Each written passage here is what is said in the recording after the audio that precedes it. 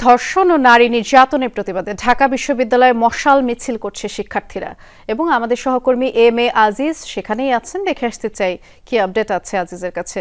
আজিজ, মশাল মিছিল থেকে কি বার্তা দিতে চায় শিক্ষার্থীরা, আপনি একটু আমাদেরকে বিস্তারিত করে জানাবেন।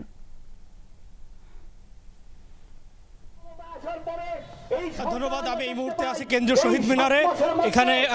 এখানে মশাল মিছিল করেছে ঢাকা বিশ্ববিদ্যালয়ের শাখা ছাত্র ইউনিয়নের পাশাপাশি যুব ইউনিয়ন, এর পাশাপাশি তাদের যে অঙ্গ সংগঠনগুলো আছে তারা এখানে মশাল মিছিল করে কেন্দ্রীয় শহীদ মিনারের এখানে এসে সংক্ষিপ্ত সমাবেশ করছে। আমরা দেখতে পাচ্ছি যে মিছিলটি শহীদ শাহবাগ থেকে টিএসসি ঘুরে কেন্দ্রীয় শহীদ মিনারে এসে শেষ হয় এবং এখানে তারা এখন সংক্ষিপ্ত সমাবেশ করবেন।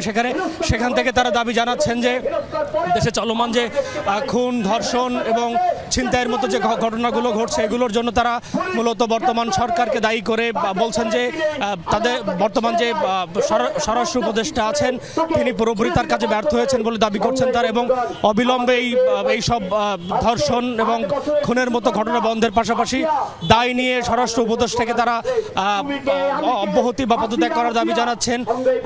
ছাত্র ইউনিয়নের তারা বলছেন যে সারা দেশে যে ঘটনাগুলো ঘটছে এগুলো বিচ্ছিন্ন কোনো ঘটনা নয়, ধারাবাহিকভাবে ঘটনাগুলো ঘটে যায়, দায় সম্পূর্ণ সরকারের উপর পড়ে বলে তারা দাবি করছেন। এবং তারা বলছেন যে যে ঘটনাগুলো বিশেষ করে মাগুরা আসিয়ার ঘটনা তারা উল্লেখ করছেন। তারা বলছেন যে যে নৃশংস বা বিভৎস যে ঘটনাটি ঘটেছে একটি ছোট বাচ্চার সাথে সেটির দায় এই সরকার কোনোভাবেই এড়াতে পারে না এবং এর দায় নিয়েই এই সরকারের যে স্বরাষ্ট্র উপদেষ্টা আছেন তাকে অবিলম্বে পদত্যাগ করার আহ্বান জানিয়েছেন এই ছাত্র ইউনিয়নের নেতারা। এই ছিল কেন্দ্রীয় শহীদ মিনার থেকে সবশেষ।